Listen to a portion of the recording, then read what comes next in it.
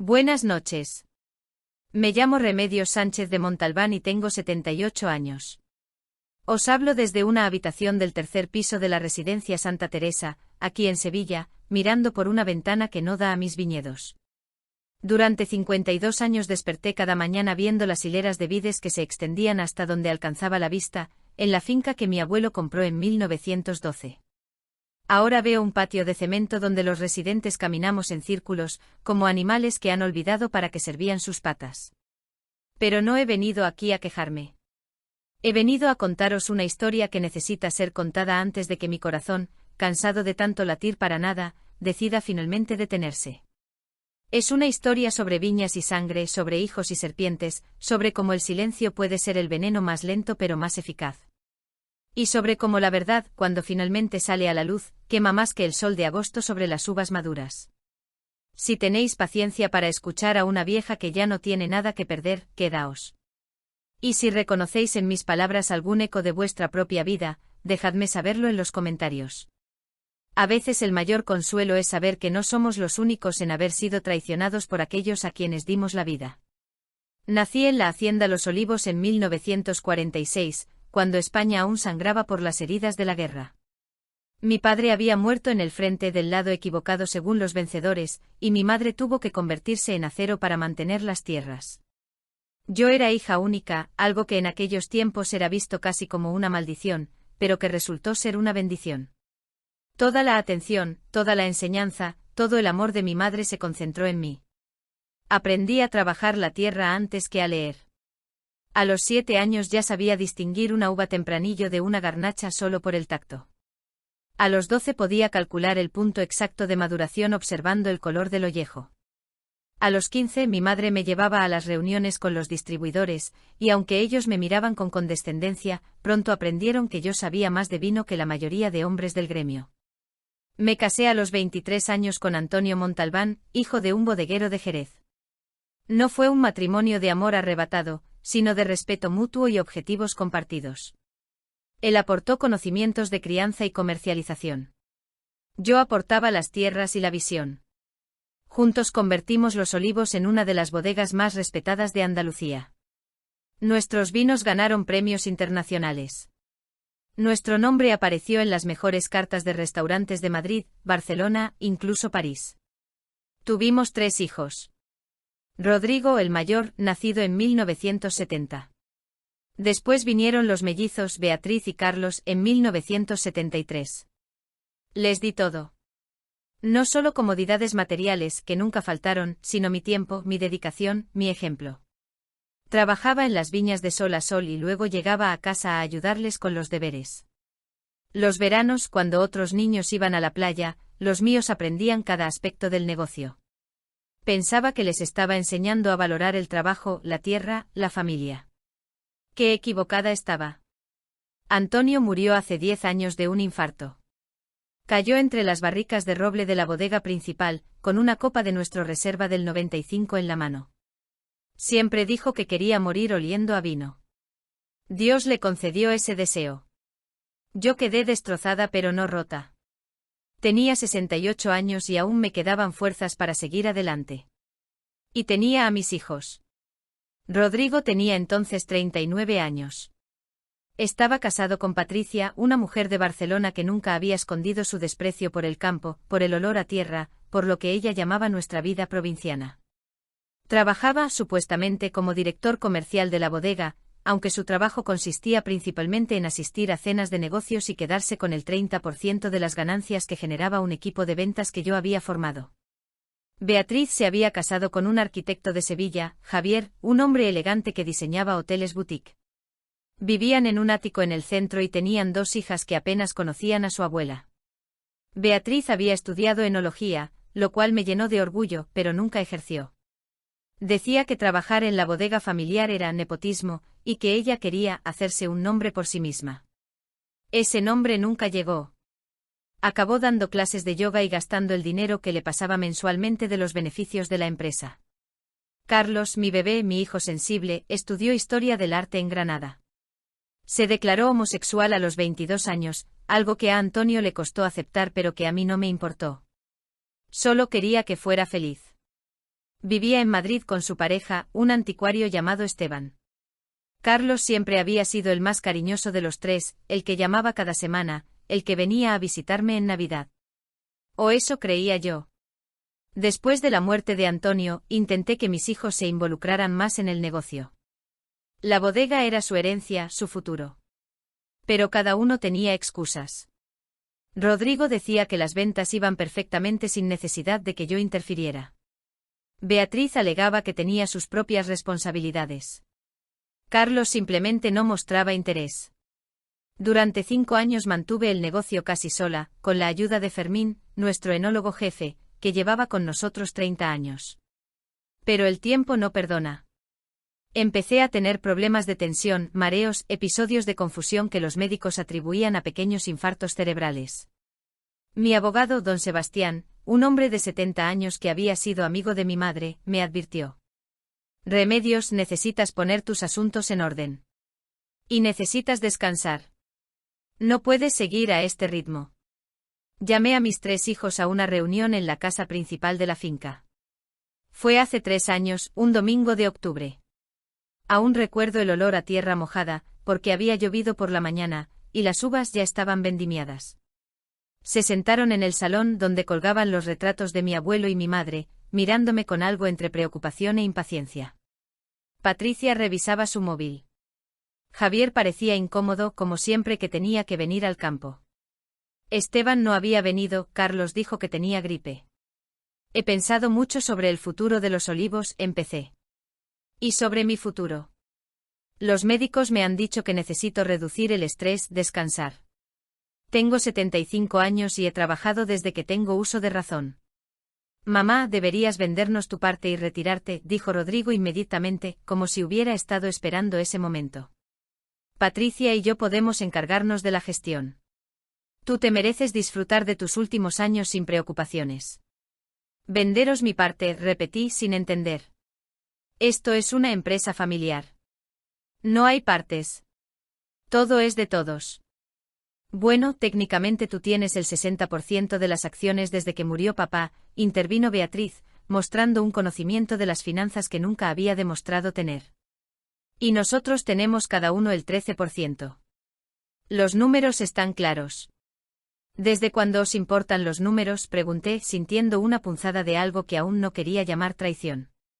Mamá, no te pongas dramática, dijo Carlos, mi Carlos, con un tono que nunca le había escuchado.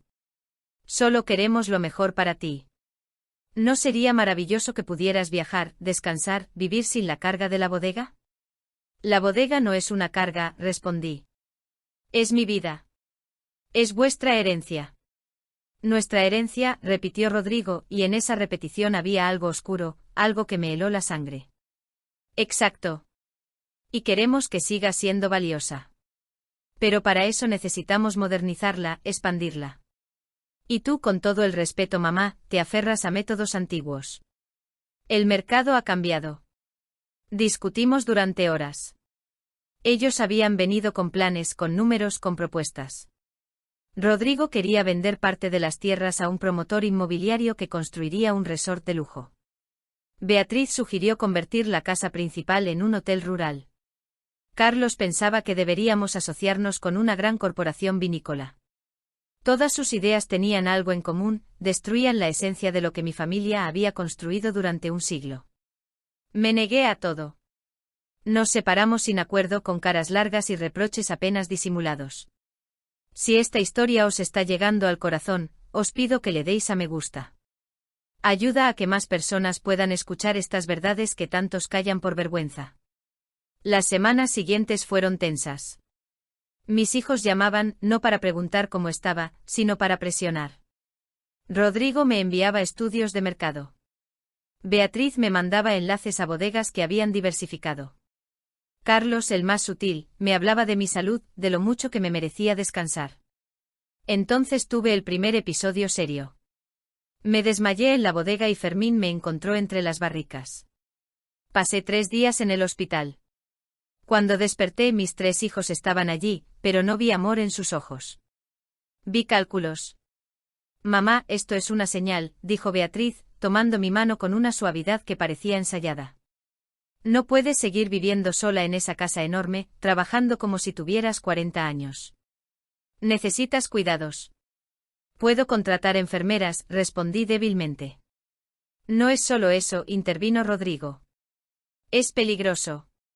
¿Y si te pasa algo y no hay nadie? Fermín no está siempre allí. Los trabajadores se van a las 6. Podrías morir sola. La palabra morir quedó flotando en el aire del hospital como un cuervo. Hemos estado mirando opciones, dijo Carlos, sacando unos folletos. Hay residencias muy buenas en Sevilla. Con atención médica 24 horas, actividades, gente de tu edad. No voy a ir a una residencia, dije, intentando incorporarme en la cama. Voy a volver a mi casa. Pero mi cuerpo me traicionó. Otro mareo. Las enfermeras vinieron corriendo. Me sedaron.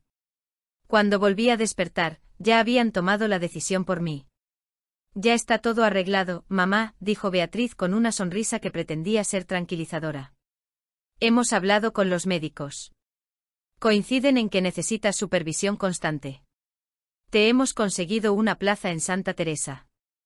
Es la mejor residencia de Sevilla.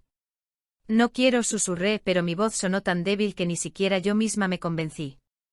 No es negociable, dijo Rodrigo, y por primera vez le vi tal como era, no como el niño que había sido, sino como el hombre en que se había convertido, alguien a quien yo no reconocía.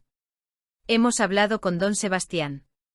Dado tu estado de salud, necesitas que alguien gestione tus asuntos. Hemos preparado un poder notarial temporal. ¿Qué logré decir? Es solo una formalidad, dijo Carlos rápidamente. Para que podamos tomar decisiones mientras te recuperas. Pagar facturas, gestionar la bodega, cosas así. Cuando estés mejor, te lo devolvemos. Debí negarme. Debí llamar a don Sebastián yo misma. Debí gritar. Pero estaba cansada, confundida, y una parte de mí, la parte que aún creía que estos eran mis niños, pensó que quizás tenían razón. Quizás necesitaba ayuda. Firmé. Me llevaron directamente del hospital a la residencia. Ni siquiera me dejaron volver a casa a recoger mis cosas. Ya nos encargamos nosotros, mamá. No te preocupes. La habitación de Santa Teresa era pequeña, limpia, impersonal. Paredes blancas, una cama, un armario, una mesita. Una ventana que daba al patio de cemento. Nada mío. Nada que me recordara quién era. Estarás muy bien aquí, dijo Beatriz, dándome un beso en la frente. Vendremos a verte pronto. Esa palabra, pronto. Qué mentira más cruel. Los primeros días estuve en shock. No podía procesar lo que había ocurrido. Una semana antes estaba en mi casa, en mi tierra. Ahora estaba en una habitación que olía a lejía y a vejez. Intenté llamar a Fermín desde el teléfono de la residencia. No contestaba. Llamé a la oficina de la bodega. Me dijeron que ya no trabajaba allí, que había sido relevado de sus funciones, con una generosa indemnización. Sentí que el suelo se abría bajo mis pies. Fermín era leal, honesto, jamás habría permitido que destruyeran los olivos. Por eso lo habían echado. Intenté llamar a don Sebastián. Su secretaria me dijo que estaba reunido. Dejé mensaje. Nunca me devolvió la llamada. Después supe por qué. Rodrigo vino a verme 2 semanas después. Solo. Con un maletín de cuero y esa sonrisa que ahora reconocía como la de un tiburón. Mamá, te veo mejor, mintió. Yo había perdido 5 kilos y apenas dormía. Quiero volver a casa, dije. Eso no es posible todavía. Los médicos insisten en que necesitas más tiempo. Abrió el maletín. Pero he venido a darte buenas noticias. Hemos cerrado varios negocios importantes. Ya sabes que te prometí que cuidaría de los olivos. Sacó unos documentos. Contratos, escrituras, cosas que no entendía del todo. Intenté leerlos, pero las letras bailaban frente a mis ojos. ¿Qué es esto?, pregunté.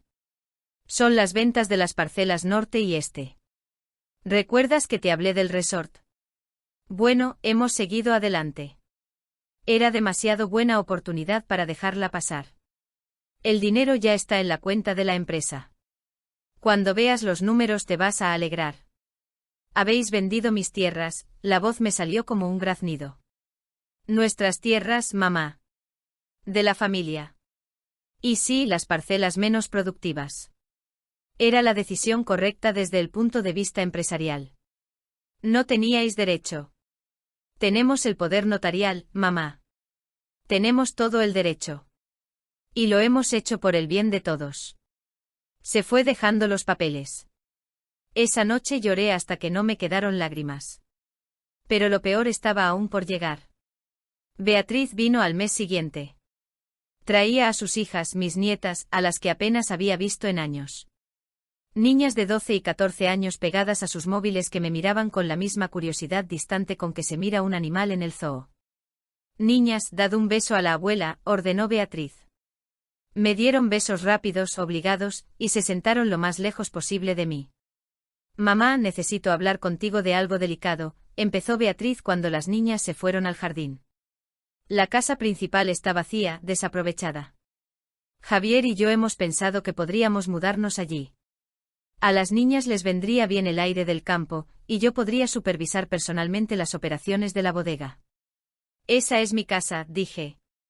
Esa es una casa vacía que se está deteriorando. Hemos hecho inspección y hay humedades, problemas en el tejado. Necesita reformas urgentes. Podemos encargarnos de eso si vivimos allí. No, dije simplemente. El rostro de Beatriz se endureció. No estás siendo razonable. ¿Prefieres que la casa se caiga a pedazos? Porque tú no vas a volver, mamá. Los médicos han sido claros. Tu estado cognitivo está empeorando. ¿Qué médicos? ¿De qué estás hablando? Sacó un informe. El doctor Ramírez, el psiquiatra de la residencia, había escrito que yo mostraba signos de deterioro cognitivo moderado, episodios de confusión y desorientación, incapacidad para tomar decisiones complejas sobre asuntos financieros. Esto es mentira, dije. Yo estoy perfectamente. Mamá, ¿le has dicho a las enfermeras que papá viene a verte por las noches? ¿Le has preguntado a una auxiliar si había que regar las vides? Estás confundida. Es normal a tu edad con lo que has pasado. Nadie te culpa. Pero yo no había dicho nada de eso. O sí, había hablado de Antonio, había mencionado las viñas, pero no estaba confundida, solo recordaba. ¿O sí estaba confundida? De repente ya no sabía que era real. Suscribíos al canal para seguir esta historia hasta su final. Vais a querer ver cómo termina esto. Beatriz se llevó las llaves de la casa ese día. Firmé sin leer, aturdida, dudando de mi propia mente. Carlos fue el último en visitarme. Vino 3 meses después de que me ingresaran. 3 meses en los que yo había caído en una depresión profunda. Apenas salía de la habitación. Apenas comía. Las enfermeras estaban preocupadas, pero cuando llamaban a mis hijos, estos decían que era normal dado mi deterioro. Carlos vino solo. Sin Esteban. Se sentó en la silla junto a mi cama y por un momento vi tristeza real en sus ojos. Sentí esperanza. Mi bebé, mi hijo sensible, había venido a rescatarme. Mamá, siento no haber venido antes, dijo, tomando mi mano. La suya temblaba ligeramente. Carlos, hijo, tienes que ayudarme. Tienes que sacarme de aquí. Tus hermanos han vendido las tierras, se han quedado con la casa, yo. Lo sé, mamá. Lo sé todo. Respiró hondo. Y vengo a pedirte perdón. Me quedé en silencio. Rodrigo nos convenció a Beatriz y a mí. Dijo que era la única manera. Que tú nunca ibas a jubilarte, nunca ibas a dejarnos tomar las riendas. Que te estabas volviendo terca, irracional. Que si esperábamos a que murieras, la bodega habría quebrado y no quedaría nada que heredar. ¿Y tú le creíste?, susurré. Quería creerle. Porque yo necesitaba el dinero, mamá. Esteban y yo queríamos abrir una galería de arte en Madrid. Necesitábamos inversión. Rodrigo me prometió mi parte si le ayudaba a convencerte de firmar el poder. ¿Tu parte de qué? De la venta de las tierras. De la bodega. Mamá, Rodrigo ha vendido los olivos. El mundo dejó de girar. ¿Qué has dicho? Ha vendido la bodega completa a un grupo inversor francés. Por 12 millones de euros. La operación se cerró hace 2 semanas. Beatriz y yo recibimos cada uno 1 millón. Rodrigo se quedó con el resto, dice que porque él es quien hizo todo el trabajo de negociación y porque tiene gastos mayores. Pero eso no es posible. Yo no he firmado. Si firmaste, mamá. En todos esos papeles que Rodrigo te trajo. Entre los contratos de venta de parcelas había una cláusula que le otorgaba potestad para vender el total de activos de la empresa en caso de considerarlo beneficioso para todos los accionistas. Don Sebastián lo redactó todo. Rodrigo le pagó muy bien por su silencio. Me quedé mirándolo, incapaz de procesar la magnitud de la traición. Lo siento, mamá, dijo Carlos, llorando ahora. Siento haberte fallado. Siento haber sido tan egoísta y cobarde. Esteban me dejó cuando se enteró de lo que habíamos hecho. Dijo que no podía estar con alguien capaz de traicionar así a su madre. Y tiene razón. No merezco tu perdón, pero necesitaba que lo supieras. Necesitaba que supieras que aunque participé, ahora lo veo claro.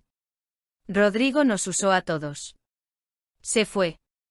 Me dejó sola con la verdad como un cuchillo clavado en el pecho. Mi familia, mis hijos, habían conspirado para robarme todo. Mi tierra, mi casa, mi trabajo, mi identidad. Y lo peor, me habían robado mi cordura, haciéndome dudar de mi propia mente para que no pudiera defenderme.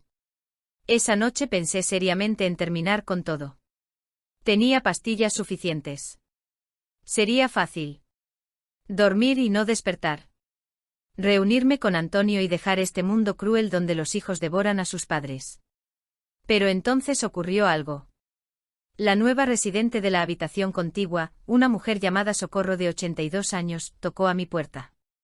Había escuchado mis sollozos a través de la pared. Perdona, hija, dijo con una voz dulce.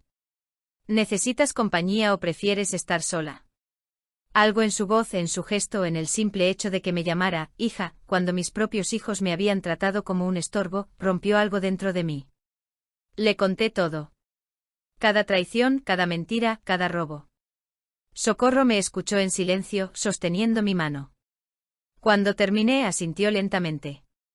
Mi historia es parecida, dijo. Mis hijos me robaron mis ahorros y me metieron aquí para que no armara escándalo. Durante 2 años estuve como tú, queriendo morirme. Pero luego conocí a un abogado joven que hace trabajo pro bono para ancianos en residencias. Se llama Felipe Ortega. Recuperé parte de mi dinero y conseguí que mis hijos fueran inhabilitados como tutores. No es venganza, hija. Es justicia. Me dio un papel con un número de teléfono. Llámalo. Mientras estés viva, puedes luchar. Esa noche no tomé las pastillas. Guardé el papel. A la mañana siguiente llamé a Felipe Ortega. Vino a verme 3 días después. Un hombre de unos 35 años con gafas, traje modesto y una grabadora. Señora Remedios, cuénteme todo desde el principio. Y no se preocupe por los honorarios. Casos como el suyo son exactamente la razón por la que me hice abogado. Le conté todo. Me grabó. Tomó notas. Pidió documentos. Voy a ser honesto con usted, dijo al final. Será difícil. Sus hijos han sido muy cuidadosos. Tienen el poder notarial, tienen informes médicos que sugieren deterioro cognitivo. Pero hay irregularidades. La venta de los activos completos de la empresa sin su consentimiento explícito podría impugnarse. Y hay algo más. ¿Qué? La residencia está siendo pagada con fondos de la venta. Sus hijos le están cobrando 5.000 euros al mes por su estancia aquí. Cuando el dinero se acabe, según el contrato que firmaron, usted pasará a una residencia pública. Calculan que les quedan unos 8 años de pagos. Básicamente están esperando que usted muera antes de que se queden sin su dinero. La frialdad del cálculo me dejó sin aliento. Necesito pruebas de que usted está en plenas facultades mentales, continuó Felipe. Voy a pedir una evaluación independiente. Y necesito que recuerde todo lo que pueda sobre lo que firmó y cuándo. Durante las siguientes semanas, Felipe trabajó incansablemente. Me hizo evaluaciones cognitivas con 3 psiquiatras diferentes. Todos concluyeron lo mismo, no tenía ningún deterioro. Estaba deprimida, sí, pero mentalmente competente. Investigó al doctor Ramírez. Descubrió que Rodrigo le había pagado 20.000 euros por los informes falsos. El doctor, asustado de perder su licencia, confesó todo por escrito. Investigó a don Sebastián. El viejo abogado, al verse acorralado, entregó copias de todas las comunicaciones con Rodrigo. Emails donde discutían cómo redactar los documentos para que yo firmara sin entender realmente qué estaba firmando. Y entonces Felipe encontró el error. El error que lo cambió todo. En la prisa por cerrar la venta de la bodega, Rodrigo había olvidado un detalle. Las acciones de Los Olivos no estaban solo a mi nombre. Según los estatutos originales de la empresa, redactados por mi abuelo en 1920, había una cláusula que nunca se había modificado: cualquier venta de más del 50% de los activos de la compañía requería aprobación unánime de todos los descendientes directos del fundador. Mi madre había sido hija única. Yo era hija única. Pero yo tenía 3 hijos. Los 3 debían aprobar la venta. Y Carlos, en un último acto de redención, firmó una declaración jurada diciendo que él nunca había aprobado la venta completa de la bodega. Que Rodrigo le había dicho que solo se vendían parcelas para reinversión, no la empresa entera. La venta era nula. Felipe presentó demanda. Los compradores franceses, al enterarse de las irregularidades y de que la venta podía ser revertida, demandaron a Rodrigo por fraude. Querían sus 12 millones de vuelta. Todo se derrumbó como un castillo de naipes. Rodrigo intentó huir a Portugal con el dinero. Lo detuvieron en la frontera. Patricia pidió el divorcio inmediatamente y reclamó la mitad de lo que quedaba. Beatriz, aterrorizada de acabar en la cárcel como cómplice, devolvió íntegramente su millón y aceptó renunciar a cualquier derecho sobre la herencia a cambio de no ser procesada. Carlos no tenía que devolver. Ya se había gastado su millón en pagar deudas y en un intento fallido de salvar su relación. Pero él no quería nada. Solo vino a verme, se arrodilló junto a mi cama y me pidió perdón llorando como un niño. No merezco ser tu hijo, dijo. Le acaricié el pelo, ya con algunas canas. Pero lo eres. Y aunque me rompiste el corazón, fuiste el único que tuvo el valor de decir la verdad. Eso significa algo. Felipe consiguió recuperar Los Olivos. Los franceses retiraron su compra. Los estatutos de la empresa fueron restaurados a mi nombre. Eso fue hace 6 meses. ¿Creéis que volví a la hacienda? ¿Que recuperé mi vida de antes? No. Porque ese ya no era mi lugar. La traición había envenenado incluso la tierra que tanto amaba. En cambio, hice algo diferente. Llamé a Fermín. Le devolví su puesto como director general de Los Olivos con el 40% de las acciones de la empresa. Él había sido más fiel que mis propios hijos. Se lo merecía. El otro 60% lo doné a una fundación que creé con el nombre de mi madre, la Fundación Amparo Sánchez. Su misión es proteger bodegas familiares en riesgo de ser absorbidas por grandes corporaciones, y proporcionar apoyo legal gratuito a ancianos víctimas de abuso financiero por parte de sus familias. Felipe dirige el área legal. Socorro, mi amiga de la residencia, es la presidenta honoraria. Y yo soy la consejera. Trabajo desde aquí, desde mi habitación en Santa Teresa, donde decidí quedarme no porque me obliguen, sino porque elegí hacerlo. ¿Por qué quedarme? Porque aquí encontré algo que nunca tuve en mi casa de viñedos. Encontré una familia real. Socorro, Felipe, las enfermeras que me cuidaron cuando mis hijos me abandonaron, otros residentes con historias tan tristes como la mía. Nos hemos convertido en una familia elegida, no de sangre, sino de lealtad. En cuanto al testamento, firmé uno nuevo hace 3 meses ante notario, con Felipe como testigo. A Rodrigo le dejo exactamente lo que él me dejó a mí durante mis meses más oscuros.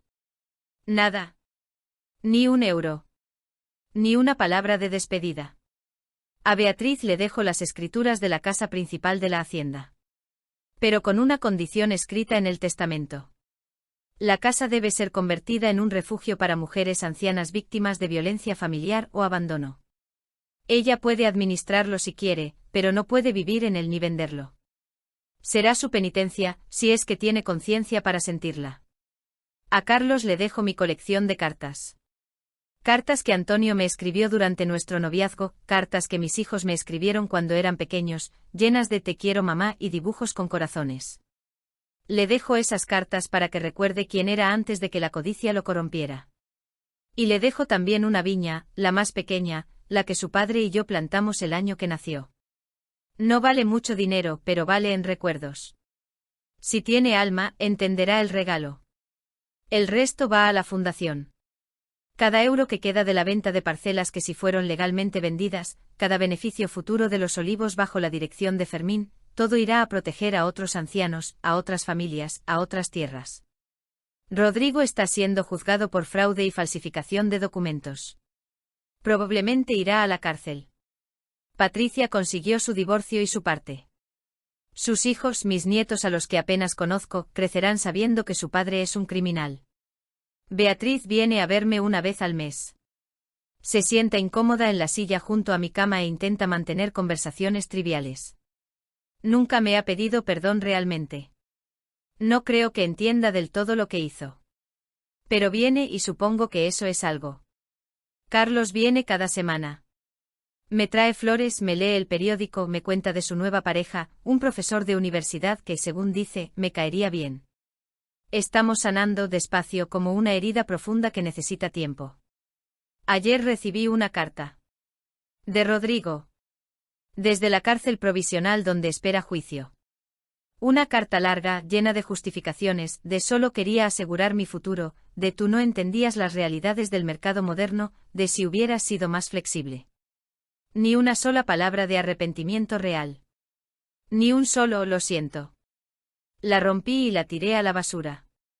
Algunas personas nunca entienden. Y no es mi trabajo enseñarles. Esta mañana Socorro y yo desayunamos juntas en el comedor. Café con leche y tostadas. Hablamos de la nueva residente, de las actividades de la tarde, de la reunión de la fundación la semana que viene. ¿Sabes qué es lo irónico?, le dije. Mis hijos me metieron aquí para deshacerse de mí. Y este lugar me salvó la vida. Me devolvió las ganas de luchar. Socorro sonrió. El karma tiene sentido del humor. Tiene razón. El karma no es venganza. Es equilibrio. Es la vida poniéndote frente a las consecuencias de tus actos. Mis hijos querían mi dinero sin mi presencia. Ahora no tienen ni una cosa ni la otra. Querían deshacerse de la vieja estorbosa. Y esa vieja resultó ser más fuerte de lo que imaginaron. No los odio. El odio es un vino que se avinagra y envenena al que lo guarda. Simplemente los he dejado ir. Como se dejan ir las ramas muertas de una vid para que no infecten al resto de la planta. Y yo sigo aquí. A mis 78 años, con el corazón lleno de cicatrices pero aún latiendo. Dirigiendo una fundación que ya ha ayudado a 18 familias a recuperar lo que les robaron. Viviendo en una residencia que elegí como hogar. Rodeada de personas que me valoran no por mi dinero o mi apellido, sino por quién soy.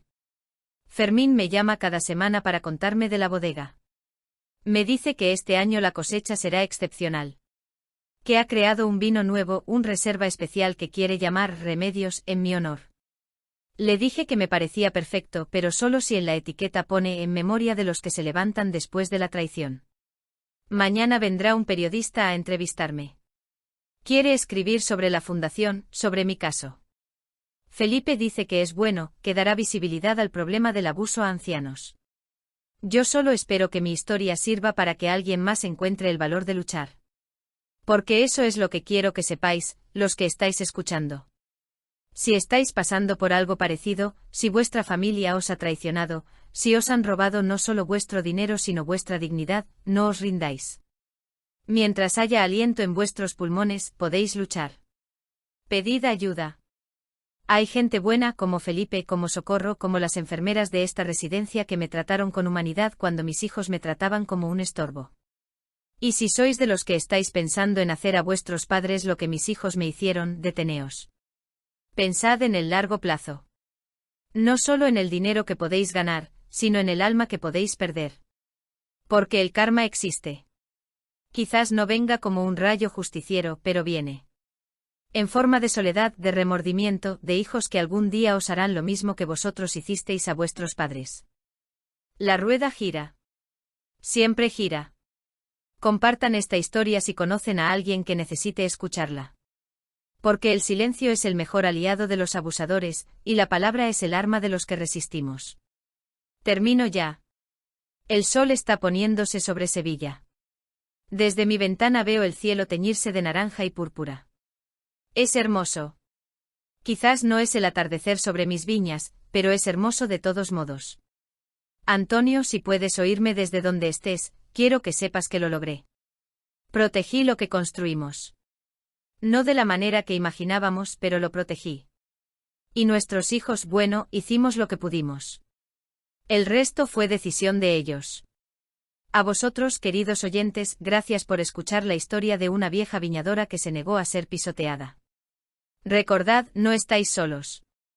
Y nunca, nunca es demasiado tarde para recuperar vuestra dignidad. Hasta siempre. O hasta pronto. ¿Quién sabe? Si esta historia llega lejos, quizás vuelva a hablar con vosotros. Mientras tanto, vivid con honor. Y si no podéis vivir con honor, al menos vivid con verdad. Buenas noches.